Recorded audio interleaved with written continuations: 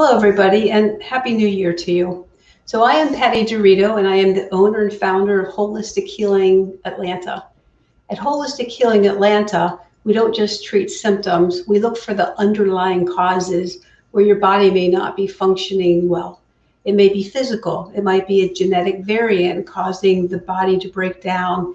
It could be your diet, or it could be a lack of movement, or it could be a lack of sleep. It could be emotional. And one of the things I work a lot on is trauma, and I use a modality called quantum neuro reset therapy to help with that, life-changing for people. And then how are people de-stressing themselves, teaching people things to do to calm themselves down after a tough day. And it could be as spiritual. And as the client wishes, we address the spiritual parts of them. Anyway, I know that when I address all body, mind, and soul, I feel better and I work better. So tonight we have a different kind of topic for the body, mind, soul health, but I see it causing a lot of stress in people's lives, and that's money. So the topic is why money matters to your mental health. So as a psychotherapist, I've seen money be the source of a lot of conflict or even the demise of relationships. Money can either be a friend or a foe. It can be a stressor or peace of mind. It can be anxiety provoking or empowering. I do know that people feel a lot of stress when a lot of people feel a lot less stress when their finances are in order. But what are your attitudes towards money, and where did those attitudes come from? Do you ever think about what you're buying, or do you just make the purchase? And how can I get on top of my spending, no matter what level income bracket you may be in, and be intentional on actually what you're spending money on? So to start the new year, I have a financial coach, Rowan Walker of the Seedling Budget.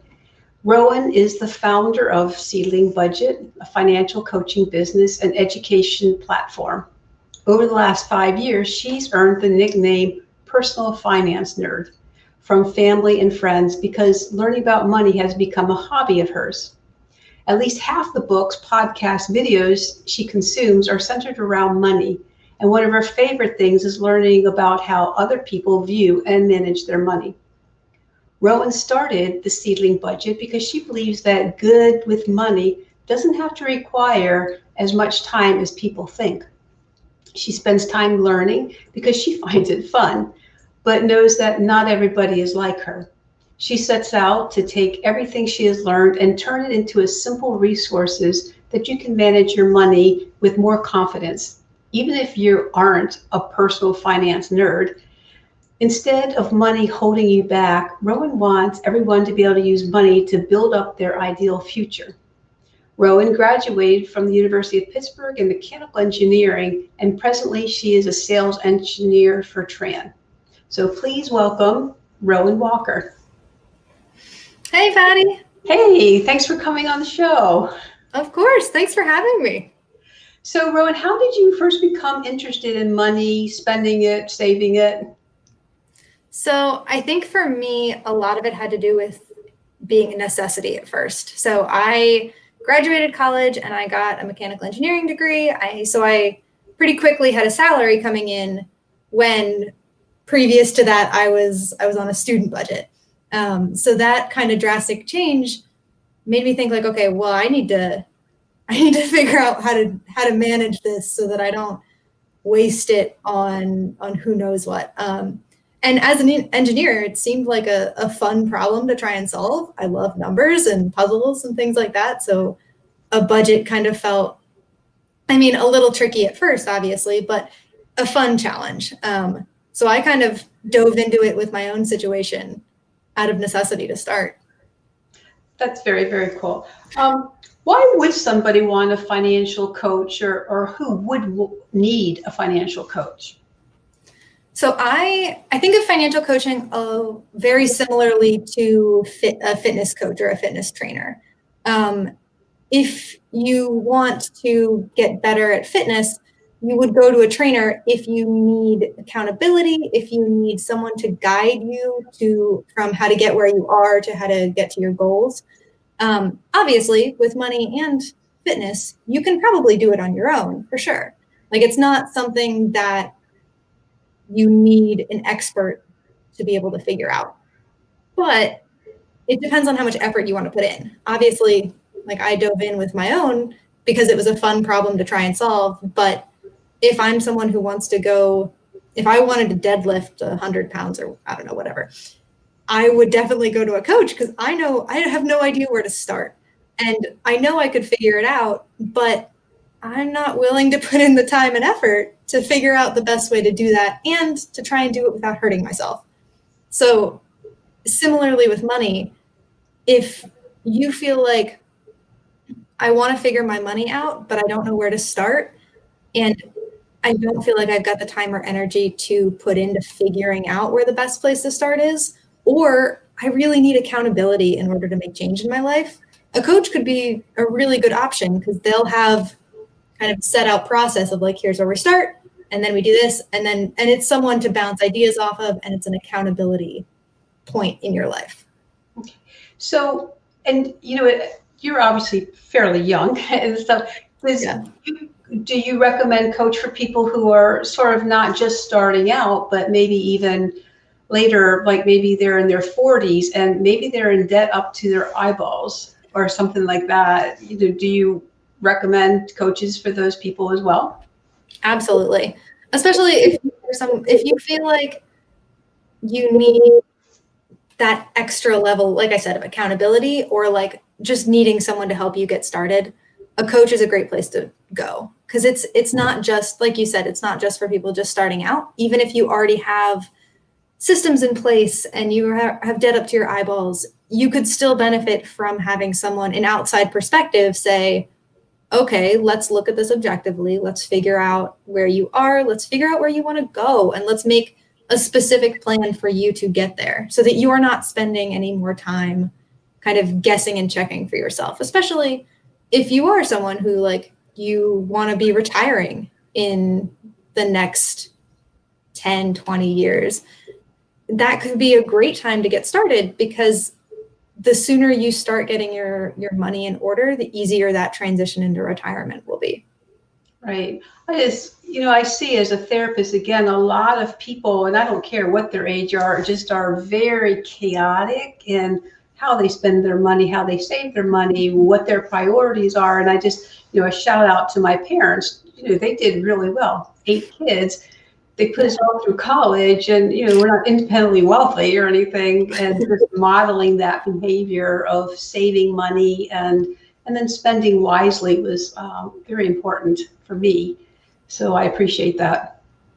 So Dad, thanks. Yeah, that's super important to see the behavior modeled, because often, like, outside of, my own financial education was my parents and everything I've sought out on my own. So it's one of those things that, like, unless you grew up in a household where money was something talked about and you were educated by your parents about it, it's kind of something you're on your own about. There's no class in college. You don't have to take anything about money before you graduate high school. Yeah. So when you start working with someone, the Seedling budget, where do you begin? Where, somebody calls you and says, Rowan, I need some help here. I need a trainer. Yeah, I will almost always start with some form of tracking, whether that's entering into a spreadsheet everything you spend weekly, and we meet weekly to talk about it, or going back through previous bank and credit card statements and saying, okay, what did you spend and when and how much? Because I think any real change in terms of money needs to start from a place of data. You need to know where you're at right now. And oftentimes we assume we know where we're at in terms of how much money we spend, but the amount you think you've spent on things and the actual amounts can be wildly different sometimes, especially if you're not used to thinking about those bigger numbers often. So I always, with everyone, like laying out a very clear baseline of like, okay, here's where you're at now. Because the only way to make consistent change is by knowing that starting point. Otherwise, any changes we try and make are arbitrary, right? If we say, let's cut back on groceries, and you're like, yeah, I think I can do that. I probably spend $100 a week, right? But you really spend 150, and you say, okay, I'm going to spend 75. You think you're only cutting $25 when you're really cutting half your grocery budget, and cutting half your grocery budget is going to require some serious changes to behavior that if you think you're only cutting 25, you don't think you have to make. So that's why I always start getting a data baseline. So are your clients motivated to make these changes? So when they call you, they're ready to say, you know, I'm ready to hit it running, hit it hard. That depends. So it definitely, I am not someone who's going to tell anyone what you can or can't spend money on. If there's a decision of let's cut back in this category, it is 9 times out of 10 coming from the client. One of those times might be me saying, hey, this might be a category we could consider cutting if you wanted to. But I'm not the one making those day-to-day decisions. So I really want any changes that we're making to come from whoever my client is. And usually, like, the motivation for that comes from tracking and seeing those bigger numbers. Because a lot of times when you finally see the big number of like, okay, I spent X amount last month, that can be a pretty motivating moment to be like, I don't like that. I don't like seeing it. And feeling that uncomfortable feeling is often the motivator that people need to be like, okay, and then rarely do I have to prompt like, okay, we should cut back in this category. Usually at that point, people see the big number and they say, okay, I would like to spend less in this category, in this category, in this category. So then my job is more just saying, okay, how do we do that? What behavioral changes do we need to talk about to make that happen? Do you also help them like plan for the future if that's important to your client, to say like how to start saving money, where to save money? Those kinds of questions are answered by you or helped, facilitated? Absolutely, yeah. So the first stage of my program is the tracking, and then the second stage is actually all about that, all about planning. We do a brainstorm of exactly what you want your life to look like in the future, whether that's 5, 10, 30 years down the road. And during that brainstorm, we'll say, okay, here's the vision that you want for your life going forward. Let's take the elements of that and break them down and say, okay, if you want a house on the beach in 10 years, well, you're going to need a down payment in this amount of time. You're going to need to start looking for houses at this amount of time. So we kind of will take that big vision, and that's, again, very focused on whatever the client wants. Like, I'm not here to say, this is what your future should look like. That is 100% coming from you to say, this is what I really want. My job is to take that vision for what you really want and say, okay, how do we get there?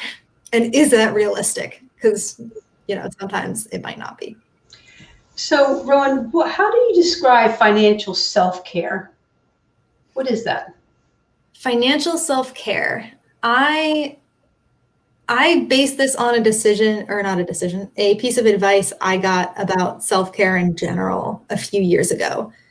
And the piece of advice described self-care as being a parent to your present and future self. So looking at where you are right now and where you are in the future and saying, okay, how do I make sure that you have all your needs met now and in the future?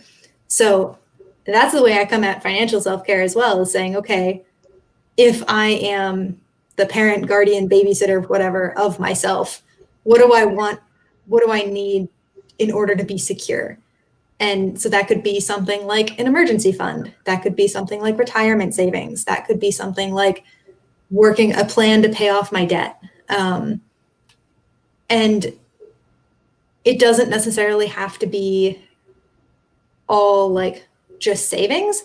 It could be like my financial self-care is, I don't know, paying for a therapy or paying for a gym membership or like things that add true value to your life. I think an important distinction to make would be what isn't financial self-care, and anything that's a little harder to figure out because that could be different for anyone, but a lot of the examples I typically will go to is something that doesn't add value to your life. It hurts your future financial goals and your future financial security, and it's causing you distress. So it could be like an expensive spa trip might feel like self-care, but if you're paying for it on debt on a credit card with 20% interest, you're significantly hurting your future financial self. So that would not be, there might be a better way to get value or to get the relaxation that you're looking for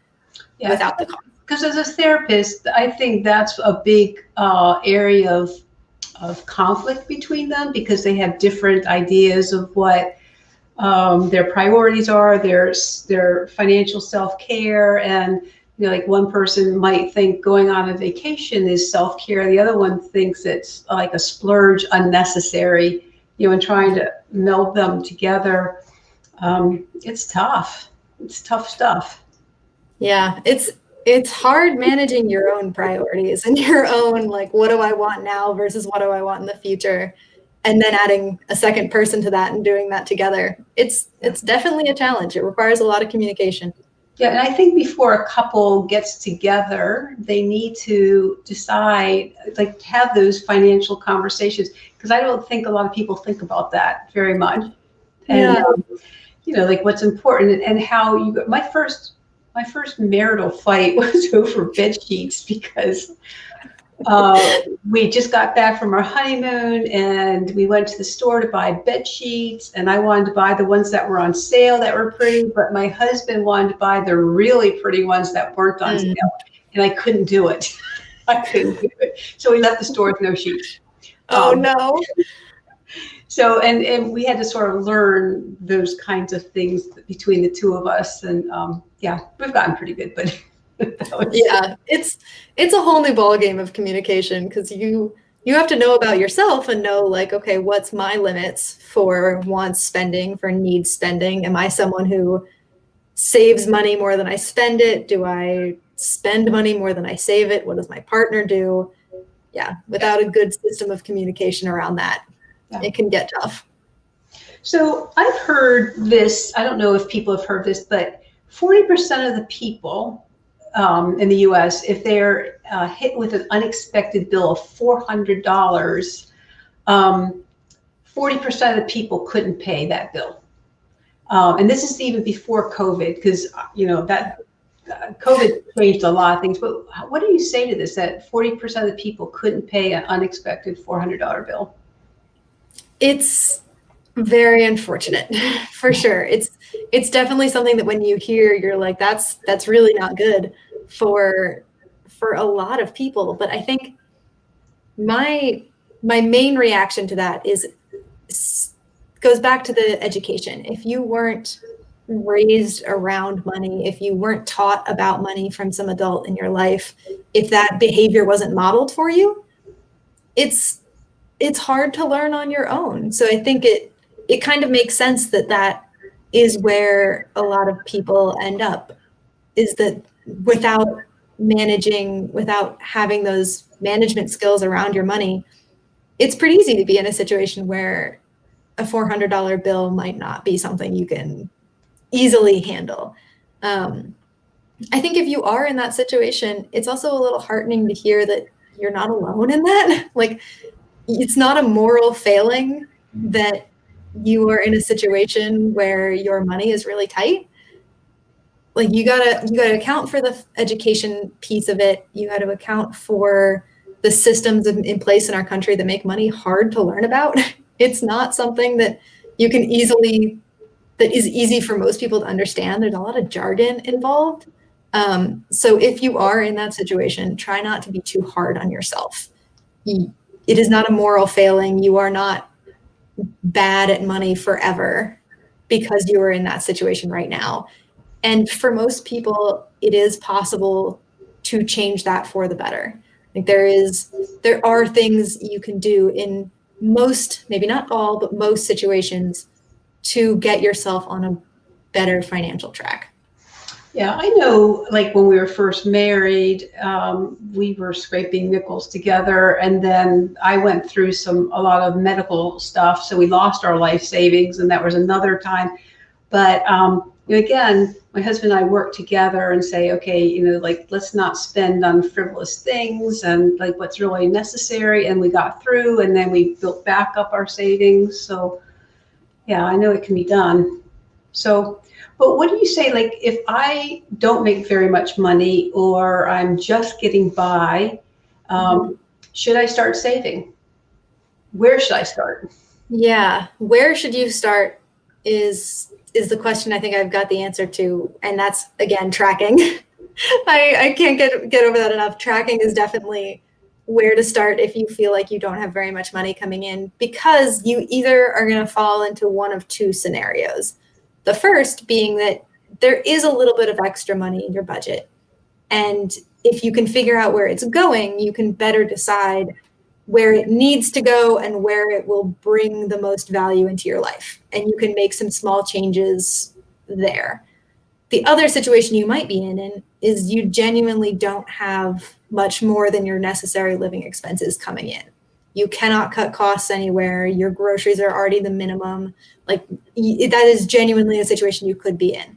And in that case, it might be time to look at your income, the other side of that equation, and say, okay, is there any way at all that I can possibly bring in more?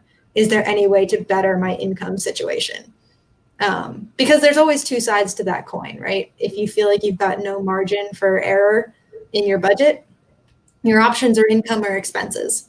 So I think if you start with tracking, you can get a better idea of where exactly to start making changes that'll have the most impact. Good, good.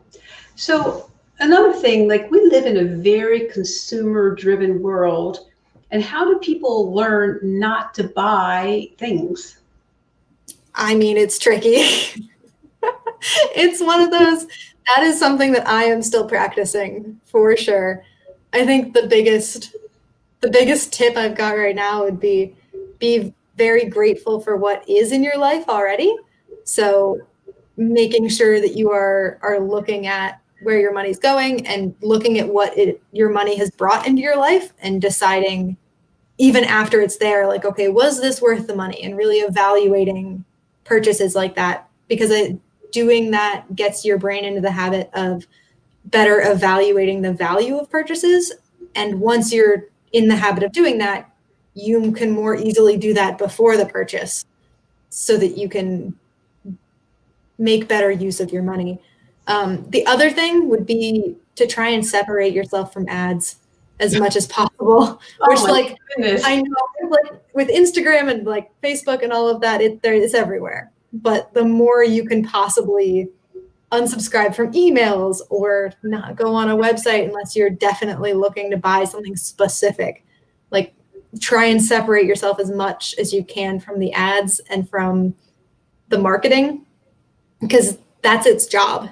It's marketing's sole job is to make you feel like you are missing something in your life that you can buy.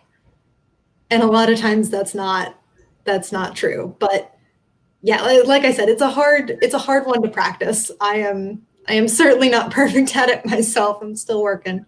Well, even just talking to you before the show, during the show, listening to you, it's made me even like we've put our children through school, we've paid off our house, our cars are paid for.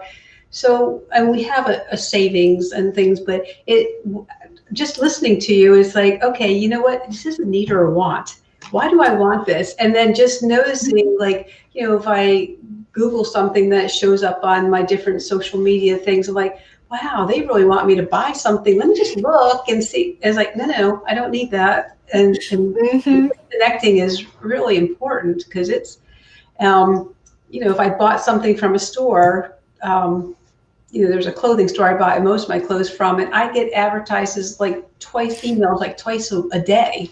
Yeah. Oh my God. It's insane. And yeah, with that volume of ads coming in, it's really hard for our willpower to hold up. Like we only have so much decision-making power and so much willpower to say, no, I don't need that. I want it, but I'm not going to buy it, right? There's only so much of that available. So if you're being constantly worn down by ads and by things, it's natural to be like, okay, no, I'm going to treat myself. I'm going to buy it. And so, yeah, like the more you can separate yourself from the ads, which is hard now that they're targeted. Like I clicked on, I think it was an Old Navy ad for a pair of sweatpants or something the other day. And I've seen them on my Instagram stories at least 3 times a day for the last week. Yeah, it's crazy what the social media, and if people haven't watched The Social Dilemma on Netflix, it's a really good documentary about how the artificial intelligence behind all that manipulates us. I mean, it's fascinating stuff. Like, oof. Okay, yeah. I might have to watch that then. I haven't seen that yet. It's definitely a worthwhile watch. So, okay. How do you suggest people do figure out the difference between wants and needs? That requires a lot of self-reflection. It's not an easy differentiation to make because in the moment of going to buy something, it's very easy to convince yourself that something that might be a want is in fact right now a need. I need that experience, that thing. I need to have it in my hand.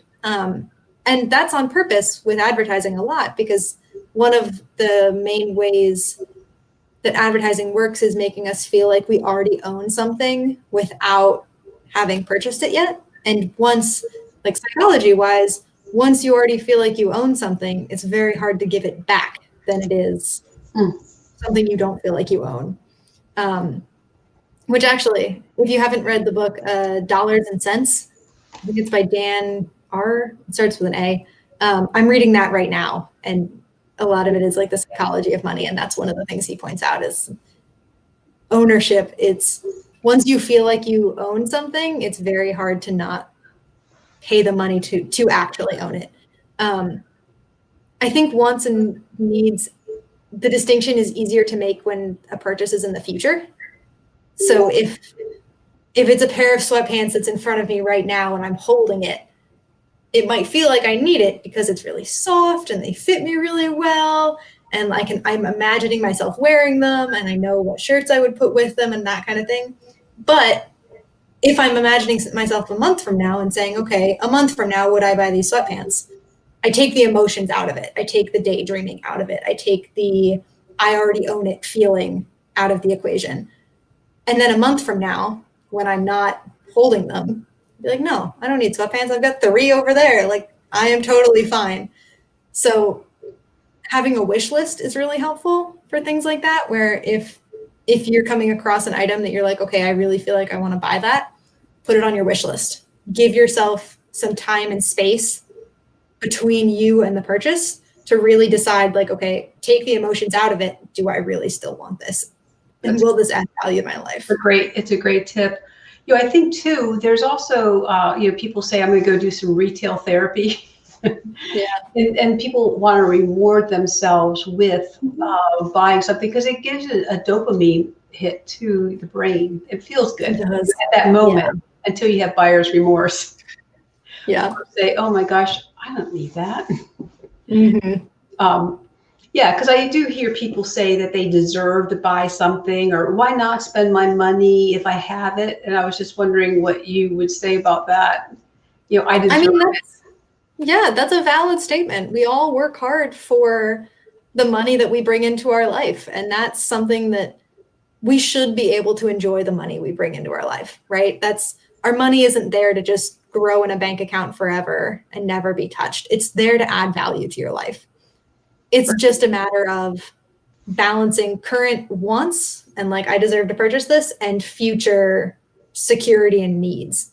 So if you're in a place where you know that your future goals are taken care of, you know that you've put as much as you wanted to towards your debt and your savings goals, and you put some into your retirement account.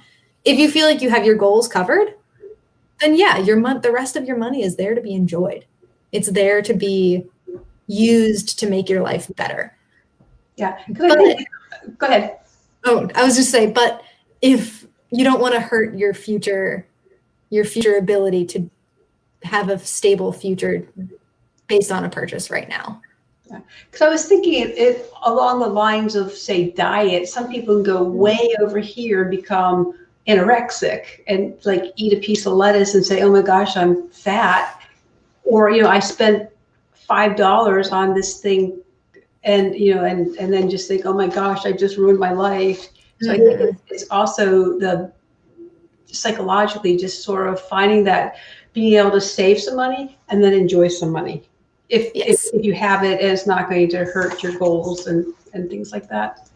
Yeah, finding your own balance is super important, and knowing that like you don't have to hoard all of your money and you don't have to spend it all as soon as it hits your account. There can be a balance in the middle where you can say, okay, I'm going to put this percentage over there for savings, and I'm going to take this percentage, and I get to spend that without guilt.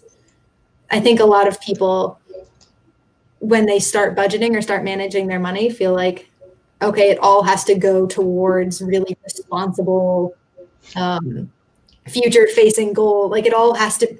I can't have any fun with it, and like that's not sustainable. Correct. That's not a fun. Like you're not going to have fun with that. You're not going to enjoy that unless you're someone who really enjoys seeing bank account numbers go up, and then sure, more power to you. But like most of us want to have some fun money in our lives. Yeah. Do you see a relationship between good savings and good spending and anxiety? I mean, I see that, but do you see that in your life, in people's lives? Yeah, I think so. I think a lot of times the money management, having good money management can alleviate anxiety, because especially if you have a plan, if you know, like my debt, I'm going to put $50 a month towards my debt and it'll be paid off in 2 years. And like come the last week of the month, you put that $50 there, you're on track for a plan. It's way less anxious to use your money for something fun. Versus without a plan, it can be really hard to know where that balance is. Or if you are just someone who is more prone to anxiety in the first place, it can be really easy to start overanalyzing all of your money. And without that plan in place, it can be very easy to say, well, is this $5 better spent on this coffee right now, or should that go towards debt? When like $5, maybe in the grand scheme of your money, isn't that much. Right. So where should someone start if finances are a stressor? Like, where would they begin?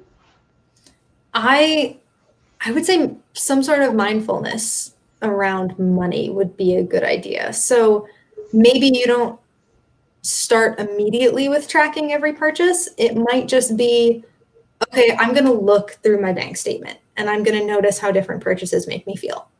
I'm going to look at it and say, okay, that coffee or that lunch, I don't like how I feel looking at that number.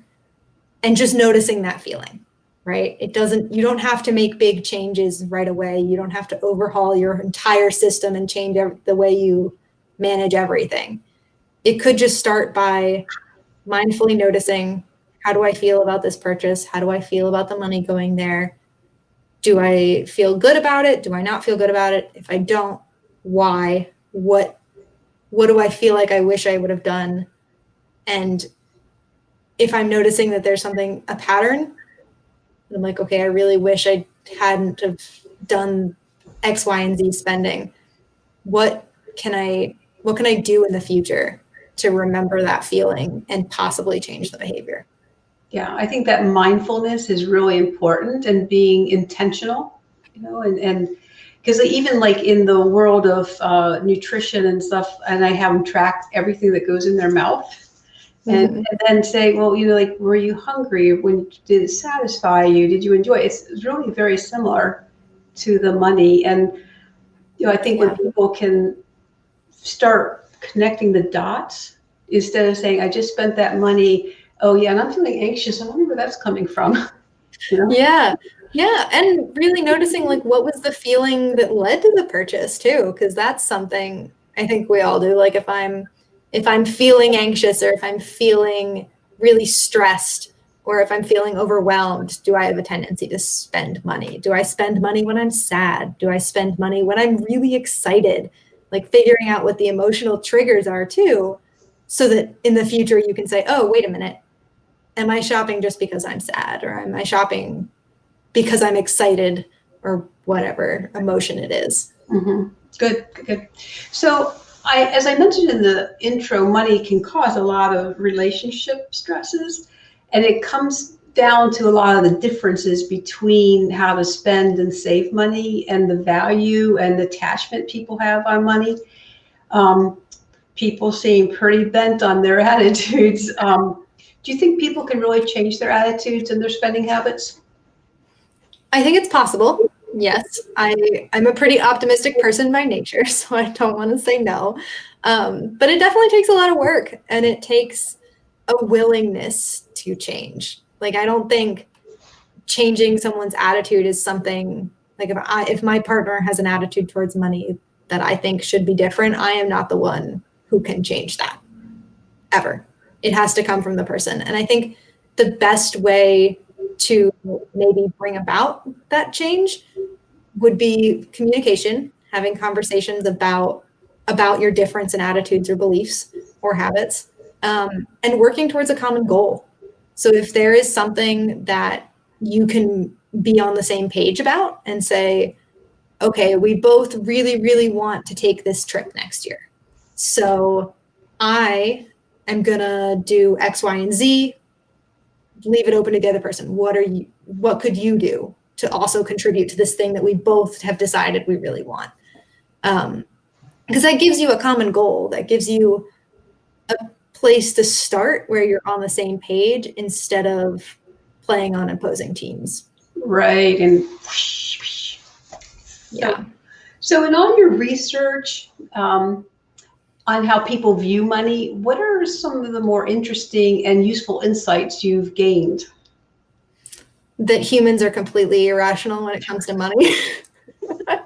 And it's not our fault. And that's honestly the dollars and cents book that I'm currently, like, I've got, I think, an hour left of the audiobook, but that has over the last few weeks blown my mind. Like, I tend to be more of a rational person, or I think my brain tends to work more logically because, like, my engineering background, that's just the way my brain solves problems. But even some of the things the book was pointing out of, like, how we compare purchases to each other, how we spend money differently based on how it came into our life.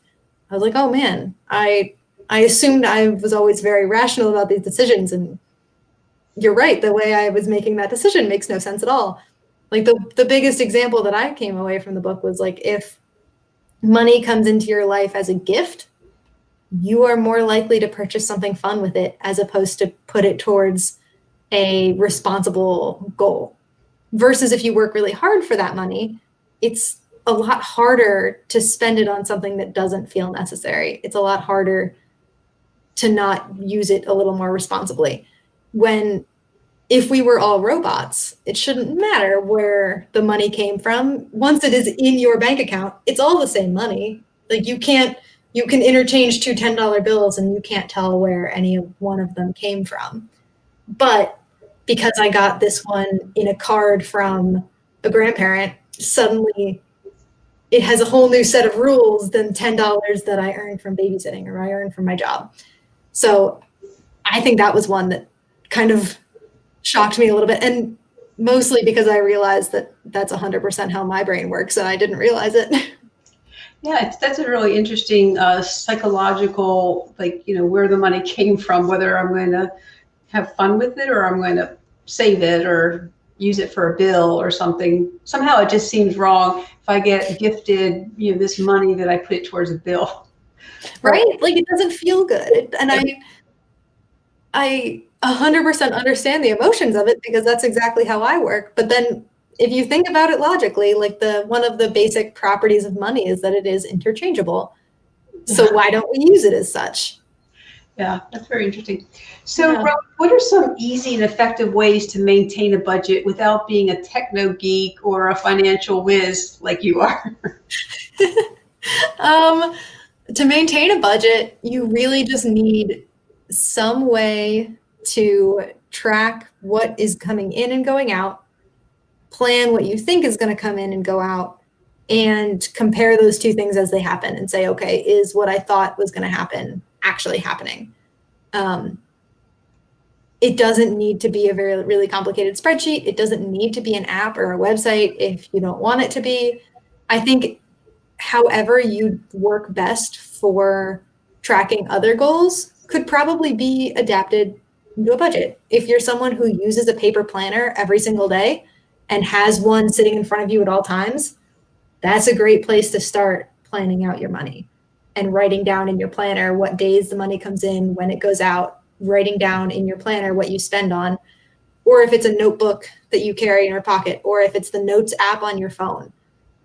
Whatever is easiest to accept, like what is most accessible and whatever you're going to use most is going to be the most useful for you, whether it's the prettiest solution or gives you nice graphs or whatever. Yeah. I think making it easy for the person, however that works. Some people want pen and paper, some people want an app. Yeah. So tell me, you have a January no spend month. Tell me a little bit about that. Yeah, so I have been doing no spend months for myself for the past 2 years, just as little mini challenges to myself. They're never, I know when a lot of people hear a no spend month, they're like, well, how do you do that? Don't you still have to pay your bills? And that's not, I don't count necessary expenses in my no spend month. I give myself very specific rules and it's usually only one category, if anything, or it's one habit at a time to make it small changes. So like for this January, I am meal prepping my lunches at home so that I don't order delivery for lunch, just because I noticed I was doing more of that than I wanted to be doing in December. And I was like, okay, I want to change that habit. So I'm going to say I'm not going to spend on delivery for lunch for the month of January. And that is my no spend month. So essentially, I was talking about my no spend month ideas in the fall, and a lot of people were saying, oh, that would be a really good idea. That'd be really helpful. I want to do one in January.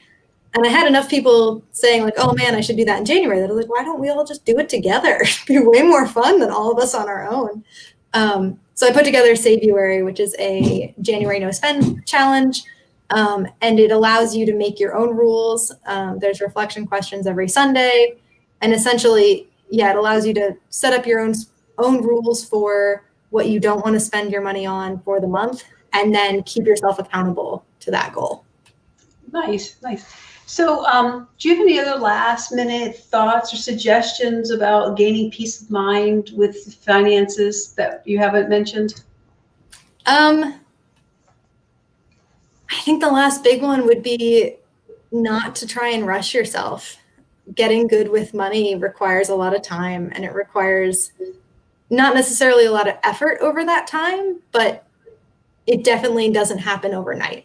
Like I think my emergency fund took me 2.5 years to build, and I was on a decent engineering salary. So it's not something that you should beat yourself up about if you're like, I'm going to get my money together and then next month it's not perfect. It's not going to be, and it never will be quite perfect. And that's okay, right? I think focusing on small steps, saying, okay, what can I focus on right now? What habit can I change? And realizing that money is a lot more behavioral than it is just straight numbers. Yeah. So Rowan, if somebody wanted to contact you, or somebody to have coaching themselves, or they want to gift your services to a friend or a family member, how can they contact you? So the best way to contact me is through my website, theseedlingbudget.com. I've got a contact form on there, or you could just email me directly, Rowan at the Seedling Budget. Both of those will go exactly to the same place. And then I'm also pretty active on Instagram, so I see DMs over there all the time. So that is also an option as well. Well, I want to thank you, Rowan, so much for taking the time to talk to us about the financial health of us, a little bit, giving the listeners some ideas, or just even to take pause of like, why am I buying this, and what emotions go behind it, and things like that. I know I have personally, like I said, and I also am very thankful to my mom and dad for teaching me that. And I just had a thought, like maybe if you're good with money to, and you're more in my state in life than maybe Rowan, to mentor some people and help them.